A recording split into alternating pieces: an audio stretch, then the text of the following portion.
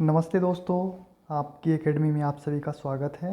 आशा करते हैं आप सभी स्वस्थ होंगे और यूजीसी नेट हिंदी दिसंबर 2024 की तैयारी में आप सभी पूरी तरह से लग गए होंगे। जैसा कि मैं आप सभी से वादा किया था कि मैं फ्री पीवाईक्यू सीरीज़ लेके आऊँगा 2006 से लेकर के 2024 तक। यूट्यूब के इतिहास में यह पहली बार होने जा रहा है कि पूरे पीवाईक्यू का संकलन एक साथ व्यवस्थित तरीके से कहीं मिल पा रहा है। पूरे यूट्यूब पर आपको पूरे सारे पीवाईक्यू विथ एनालिसिस आपको कहीं भी नहीं मिलने वाला, आप जा कर के देख सकते हैं। मैंने दिवाली से पहले ही बोला था कि मैं पीवाईक्यू सीरीज़ लेके आऊँगा, पूरे 3600 प्रश्नों की श्रृंखला लेके आऊँगा और आप जाके देखिए कि लगभग 3600 प्रश्न ही 2006 से लेकर के 2024 तक नेट के एग्ज़ाम में, हिंदी के एग्ज़ाम में पूछे गए हैं। मैं आपको बता दूं, आज छठ का पर्व है। छठ के पर्व के दिन इस सीरीज़ को मैं लॉन्च कर रहा हूं और ये सीरीज़ आपके सामने है।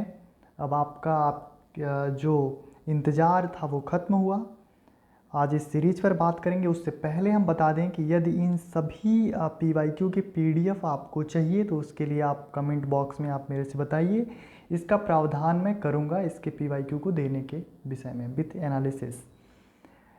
साथ ही आपकी एकेडमी पर हिंदी से संबंधित यूनिट 7 हिंदी कहानी पूरी हो चुकी है और यूनिट 9 हिंदी निबंध अभी चल रहा है। 4-5 दिन में वो भी पूरा हो जाएगा। फ्री जो पीवाईक्यू सीरीज़ है उसके बारे में मैं अगर बताऊं तो इस पीवाईक्यू सीरीज़ में मैं 1 मिनट आपसे लूँगा।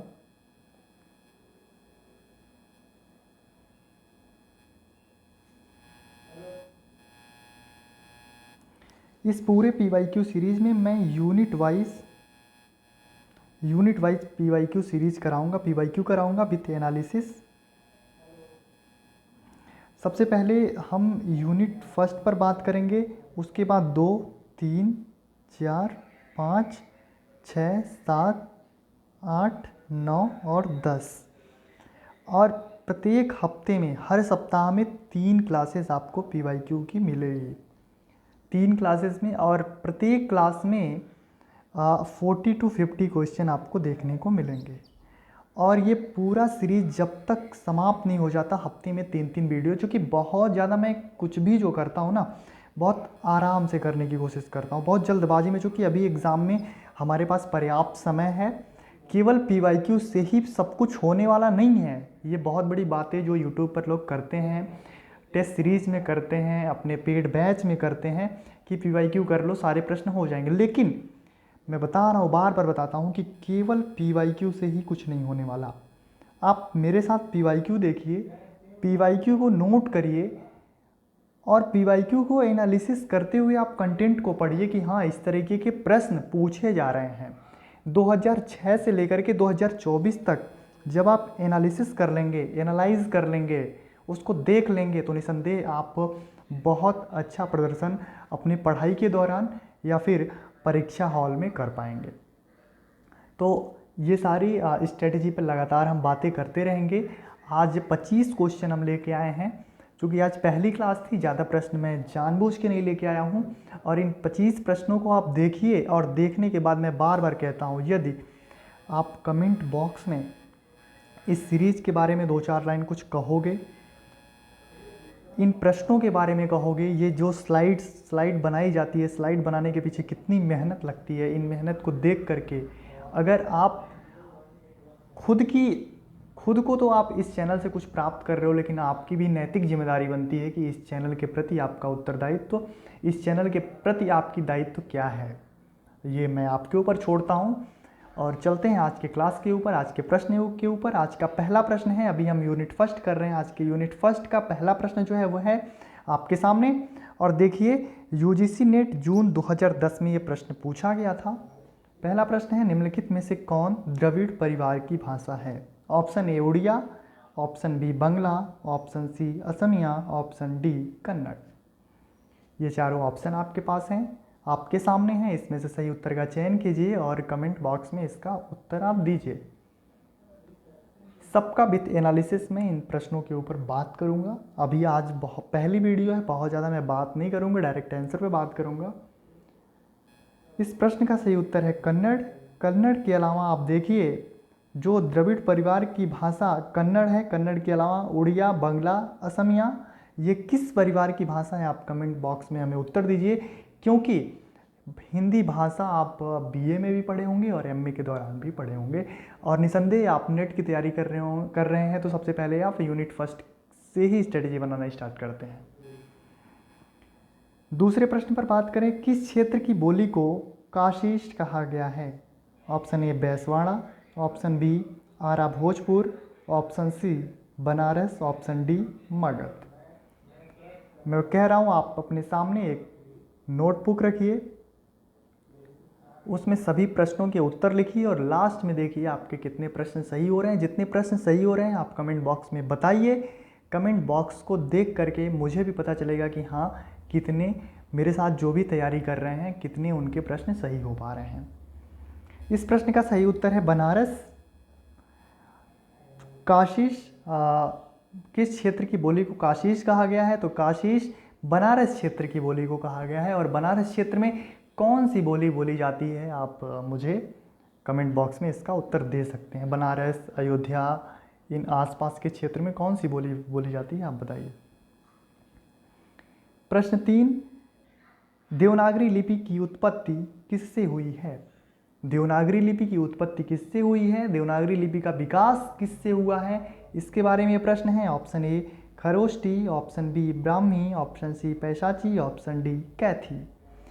ये चारों अलग अलग लिपियों के नाम हैं, इनसे अलग अलग लिपियों का विकास हुआ है, लेकिन इन चारों में से एक ऐसा ऑप्शन है जिससे देवनागरी लिपि की उत्पत्ति मानी जाती है। वह ऑप्शन है, सही ऑप्शन है ब्राह्मी लिपि। ब्राह्मी लिपि से देवनागरी लिपि का विकास माना जाता है।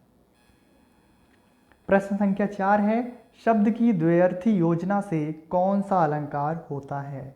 ऐसा शब्द जिससे द्विअर्थ यानी दो अर्थ की प्राप्ति हमें होती है, ऐसे अलंकार को क्या कहते हैं? अब देखिए, अलंकार से भी प्रश्न यूजीसी नेट जून 2010 में पूछे गए थे और लगातार अलंकार वगैरह से प्रश्न पूछे जाते हैं, इसलिए पूरी स्ट्रेटेजी के साथ आपको अपनी तैयारी करनी है। ऑप्शन ए अनुप्रास, ऑप्शन बी वक्रोक्ति, ऑप्शन सी श्लेष, ऑप्शन डी उत्प्रेक्षा। यदि आपने अलंकार पढ़ा हो तो आपके सामने अनुप्रास शब्द आते ही आपको ये पता होना चाहिए, एक ही वर्ड की आवृत्ति जब बार बार हो वहाँ पर अनुप्रास अलंकार होता है। वक्रोक्ति, वक्रोक्ति एक संप्रदाय भी है, वक्रोक्ति अलंकार भी है, जिसके प्रवर्तक आचार्य कुंतक माने जाते हैं। वक्र उक्ति, श्लेष और उत्प्रेक्षा, जहाँ उपमेय का उपमान। ज़्यादा बात करने से बेहतर है आप इस प्रश्न का उत्तर दीजिए। निसंदेह इस प्रश्न का सही उत्तर है वक्रोक्ति, जहाँ इसके द्व्यर्थी की बात हो, वक्रोक्ति। अगले प्रश्न को देखते हैं, प्रश्न संख्या 5, ब्रजभाषा किस अपभ्रंश से विकसित है? ब्रजभाषा से संबंधित प्रश्न है कि ब्रजभाषा किस अपभ्रंश से विकसित हुई है? Option A Shauraseni, option B Magadhi, option C Ardhamagadhi, option D Paishachi.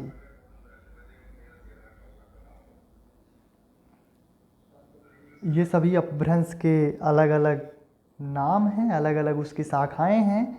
इसमें से ब्रज भाषा का विकास किससे हुआ है, आप बताइए।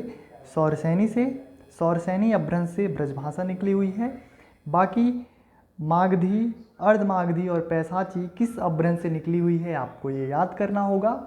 इसमें इसका पूरा मैं कंटेंट कराऊंगा। अभी आपके सामने ये पहला जो क्लास है, इसमें बहुत ज़्यादा मैं एनालिसिस नहीं करा रहा हूँ, क्योंकि आप इससे देखो कि यूनिट फर्स्ट से किस तरह से प्रश्न पूछे गए हैं। और मुझे कमेंट बॉक्स में ये बताओ, क्या यूनिट 1 से लेके यूनिट 10 तक के एक एक PYQ, एक एक वीडियो के PYQ में लगातार 10 वीडियो में डाल दूं, या फिर पहले यूनिट फर्स्ट के सारे PYQ करा दूं?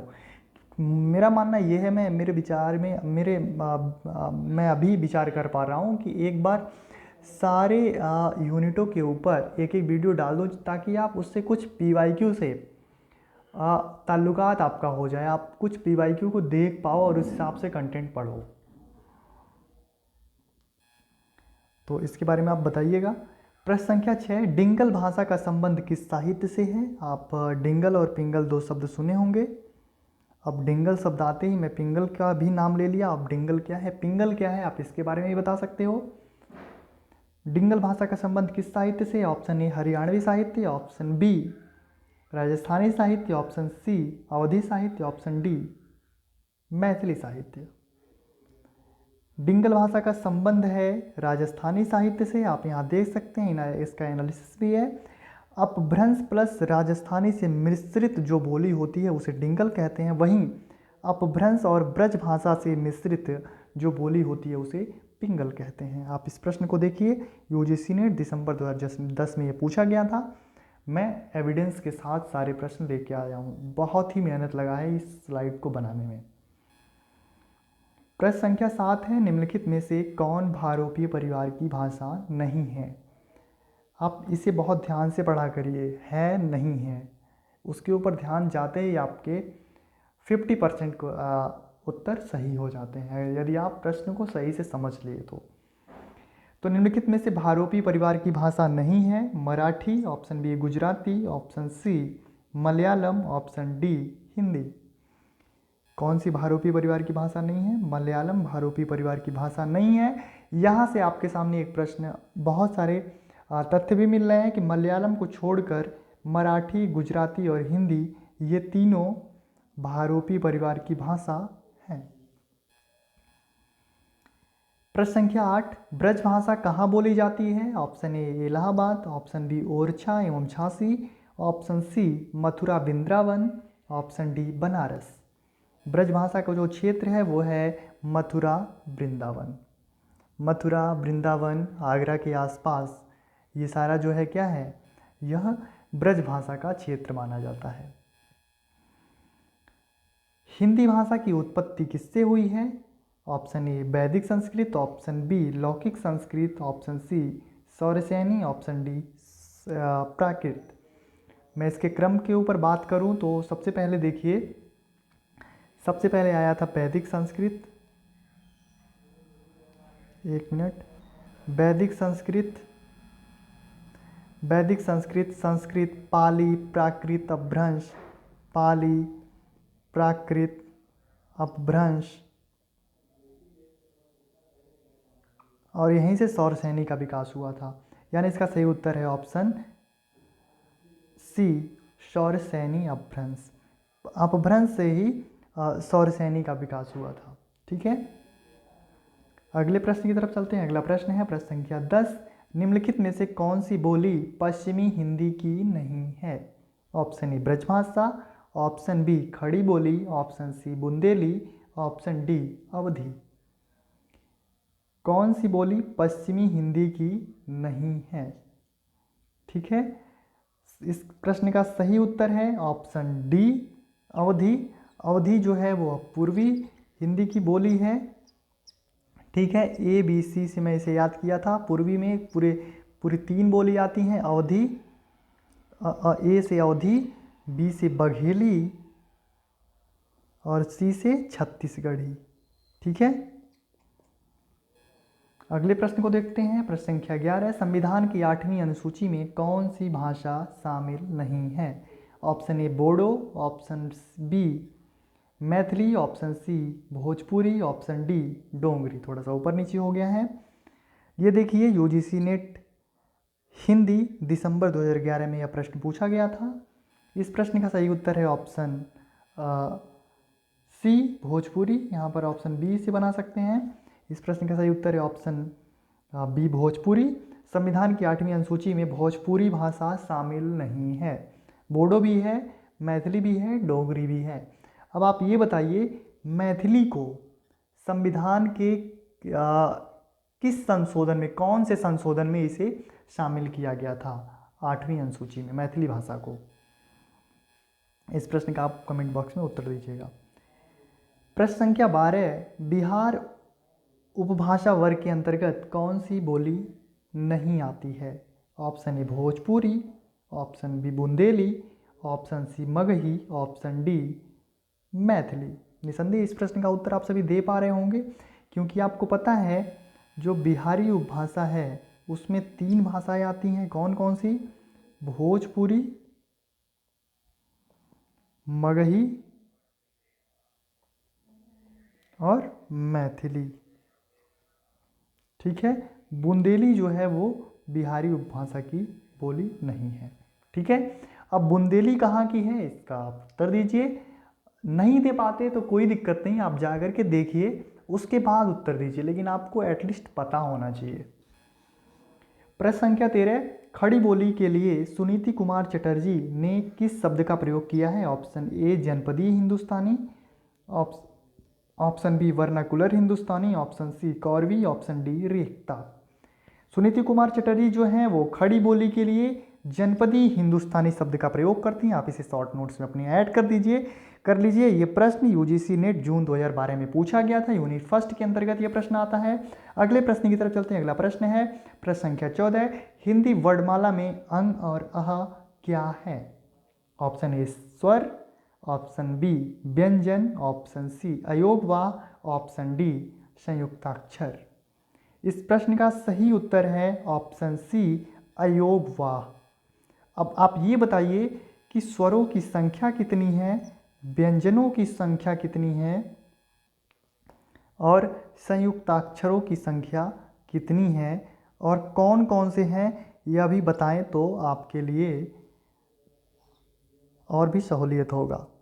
और भी बड़ी बात है अगर आप ये भी बताएं आपको कि इनकी संख्या कितनी है और कौन कौन सी इन कैटेगरी में आती हैं, उनका नाम भी अगर पता है तो आपकी तैयारी बहुत अच्छी है। आप इसी तरह से तैयारी करते रहिए। और यदि इन सभी प्रश्नों के उत्तर आप नहीं दे पा रहे हैं, गलत हो रहे हैं प्रश्न, तो बिल्कुल भी चिंता करने की ज़रूरत नहीं है। आप इस प्लेटफॉर्म के साथ जुड़िए। मैं सभी कंटेंट को कराने की पूरी कोशिश करूँगा एग्ज़ाम से पहले विथ PYQ। मैं इसीलिए कराता हूँ ताकि आप जिस पानी में हो आपके स्वयं का स्वयं से कम ताल्लुकात हो जाए, आप स्वयं से स्वयं को पहचान पाओ कि आपके कितने प्रश्न अभी सही हो रहे हैं 2 महीने पहले। अगले प्रश्न की तरफ चलते हैं। प्रश्न संख्या 15, ब्रज भाषा का विकास किससे हुआ है? Option A Magadhi, option B Shauraseni, option C Paisachi, option D Ardhamagadhi. इसमें बताइए कि ब्रज भाषा का विकास किससे हुआ है? इस प्रश्न का सही उत्तर है शौरसेनी से। इससे प्रश्न पहले भी आ गया था, ये 2 बार रिपीटेड प्रश्न है। आप देखिए 2012 में और 2010 में भी ये प्रश्न पूछा गया था। PYQ से ये है कि जो 100 प्रश्न आपके पूछे जाते हैं, कम से कम 10 से 15 प्रश्न ऐसे होते हैं जो डायरेक्टली या इनडायरेक्टली PYQ से ही वो रिटर्न आते हैं, दोबारा वो पूछ लिए जाते हैं। प्रश्न संख्या 16 आप देखिए, अपभ्रंश की उत्तरकालीन अवस्था का क्या नाम है? Option A Pali, option B Sanskrit, option C Prakrit, option D Avahatta. Apabhramsha की उत्तरकालीन अवस्था का नाम है अवहट्ट। ठीक है, अवहट्ट के नाम से जाना जाता था।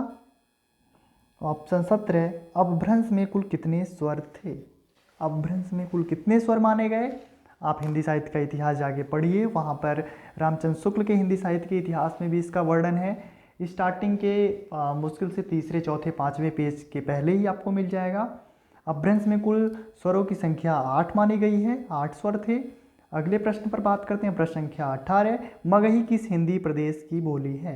Option A Madhya Pradesh, option B Bihar, option C Rajasthan, option D Chhattisgarh. अब ये बताइए कि मगही किस बोली के अंतर्गत आता है? बिहारी या फिर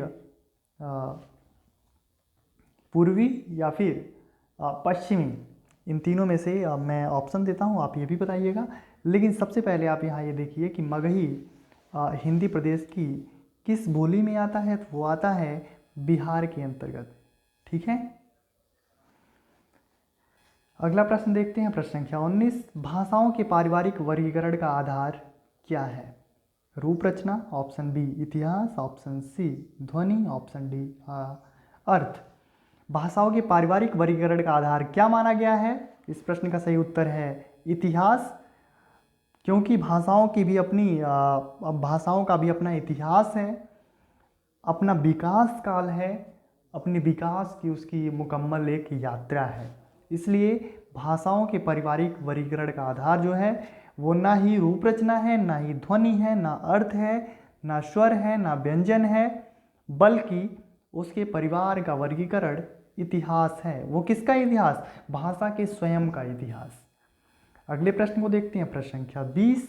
अपभ्रंश का मुख्य छंद क्या है? ऑप्शन ए दोहा, ऑप्शन बी वर्ब है, ऑप्शन सी कुंडलियां, ऑप्शन सी डी सवैया।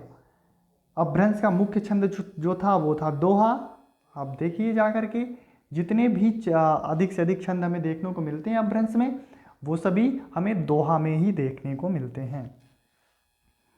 आगरा का बोली क्षेत्र है, अभी मैंने पिछले बताया भी था जब एक प्रश्न आया था इससे संबंधित। ये भी देखिए, ये पीवाईक्यू रिटर्न पीवाईक्यू है। Option A Awadhi, option B Khari Boli, option C Braj, option D Chhattisgarhi. इस प्रश्न का सही उत्तर है ऑप्शन सी ब्रज। आगरा, मथुरा, वृंदावन, ये सारे जो आसपास के क्षेत्र हैं, बुंदेलखंड के आसपास, उधर थोड़ा सा आगे बढ़ते हैं आप तो, और थोड़ा सा कुछ क्षेत्र एमपी का भी वहीं मथुरा से टच होता है, तो वो सारे क्या हैं, वहाँ पर जो बोली जाते हैं वो कौन सी बोली बोली जाती है? ब्रज। प्रश्न संख्या 22 आप देखिए, डॉक्टर सुनीति कुमार चटर्जी के अनुसार पूर्वी हिंदी आधुनिक भारतीय आर्य भाषाओं के किस वर्ग में आती है? ऑप्शन ए उद्दीच्य, ऑप्शन बी प्रतीच्य, ऑप्शन सी मध्य देशी, ऑप्शन डी प्राच्य। इस प्रश्न का सही उत्तर है ऑप्शन ऑप्शन डी प्राच्य। सुनीति कुमार चटर्जी के अनुसार भाषा का वर्गीकरण इस तरह से किया गया है। आप उसमें देखिए, पहला जो उद्दीच्य के अंतर्गत वो सिंधी को मानती हैं, लहदा को मानती हैं और पंजाबी को मानती हैं। वहीं वो 5 वर्गों में बांटती हैं इनको, पूरे भाषाओं को, उद्दीच्य, प्रतीच्य, मध्य देशीय, प्राच्य और दक्षिणात्य। उस दूसरे के अंतर्गत जो प्रतीच्य के अंतर्गत वो रखी हैं वो गुजराती और राजस्थानी को रखती हैं। तीसरा जो है मध्य देशी के अंतर्गत वो पश्चिमी हिंदी को रखती हैं। प्राच्य के अंतर्गत वो रखती हैं पूर्वी हिंदी को, बिहारी को, उड़िया को, असमिया को और बांग्ला को। दक्षिणात्य के अंतर्गत रखती हैं वो केवल मराठी को। यह प्रश्न यूजीसी नेट जून 2013 में प्रश्न पूछा गया था। आगे के प्रश्न को देखते हैं, प्रश्न संख्या 23।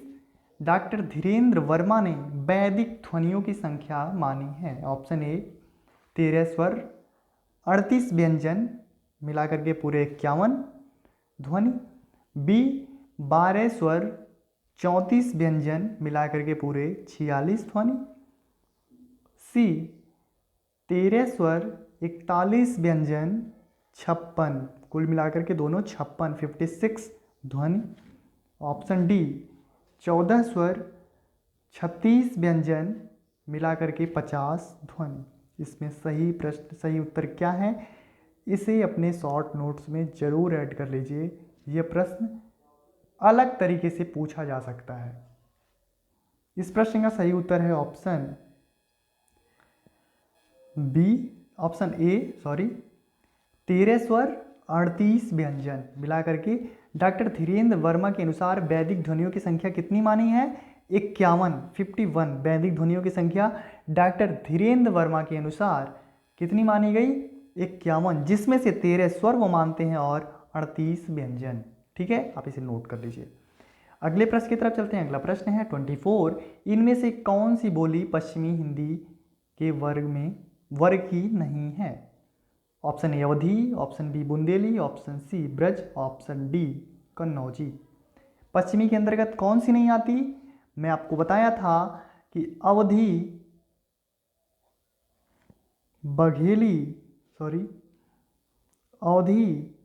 बघेली और छत्तीसगढ़ी, यानी ABC, आप इसे ऐसे याद कर सकते हैं। अवधी, बघेली और छत्तीसगढ़ी ये पूर्वी भाषा के अंतर्गत आते हैं, यानी ऑप्शन ए इसका सही है। आप देख सकते हैं यहाँ पर। और इसमें जो तीनों ऑप्शन दे रखे हैं, बुंदेली, ब्रज, कन्नौजी, ये तीनों पश्चिमी हिंदी के अंतर्गत आती हैं। अगले प्रश्न की तरफ चलते हैं। अगला प्रश्न है प्रश्न संख्या, ये देखिए 24 नंबर 2 बार आ गया है, इसे 25 नंबर कर लीजिए। श ध्वनि का उच्चारण स्थान है मूर्धन्य, ऑप्शन बी तालव्य, ऑप्शन सी दंत, ऑप्शन डी ओष्ठ। श ध्वनि का उच्चारण स्थान है तालव्य। अगले प्रश्न को देखते हैं, प्रश्न संख्या 26। भाषा और समाज के लेखक कौन हैं? Ramvilas Sharma, option B Devendra Nath Sharma, option C Dhirendra Varma, option D Uday Narayan Tiwari. इस प्रश्न का सही उत्तर है ऑप्शन ए रामविलास शर्मा की बहुत ही चर्चित पुस्तक है, वो भाषा के ऊपर लिखते हैं। उस पुस्तक का नाम है भाषा और समाज। तो आज इस पूरे PYQ सीरीज़ की जो पहली क्लास थी, उस पूरे क्लास में हमने 26 प्रश्नों को हल किया, जो कि यूनिट 1 के अंतर्गत। ये पूरी सीरीज कैसी लगी, इस प्रश्नों से आपको किस हद तक लाभ हो सकता है, आप कमेंट बॉक्स के माध्यम से बताइए। और आपकी एकेडमी के चैनल को अगर अभी तक आपने सब्सक्राइब नहीं किया है तो चैनल को सब्सक्राइब करिए और अपने दोस्तों के साथ जल्दी से जल्दी शेयर करिए, ताकि आने वाली PYQ सीरीज से संबंधित जितनी भी जानकारी हो उन तक पहुँच पाए। और 2 यूनिट कवर पूरी होने वाली है। इसके बाद उपन्यास और कविता एक साथ मैं शुरू करूँगा, 2-2 यूनिट पर डे, एक एक क्लास। उसके बाद मैं बता दूं 4 यूनिट कवर हो जाएगी 9-10 दिसंबर तक। इस बार का जो एग्ज़ाम है वो जनवरी लास्ट में होने वाला है। इस पर जल्दी मैं एक वीडियो बनाऊंगा, चूँकि जानकारी से रिलेटेड जो अन्य वीडियो होती है उस पर मैं ज़्यादा समय नहीं देना चाहता, क्योंकि अभी मैं कंटेंट पर ज़्यादा फोकस कर रहा हूँ। तो धन्यवाद। मैं बार बार कह रहा हूँ, इस सीरीज़ से संबंधित आप कमेंट बॉक्स में अगर आप देख रहे हैं तो ज़रूर कुछ ना कुछ लिख के जाइए। और आज छठ का पर्व है, आप आनंद लीजिए छठ का और पूजा करिए, आस्था में मन लगाइए और ध्यान से पढ़ते रहिए। अब तक आपके एकेडमी चैनल को यदि आपने सब्सक्राइब नहीं किया है, मैं लास्ट में कह रहा हूँ, तो आप चैनल को सब्सक्राइब कर लीजिए। स्वस्थ रहिए, मस्त रहिए। धन्यवाद।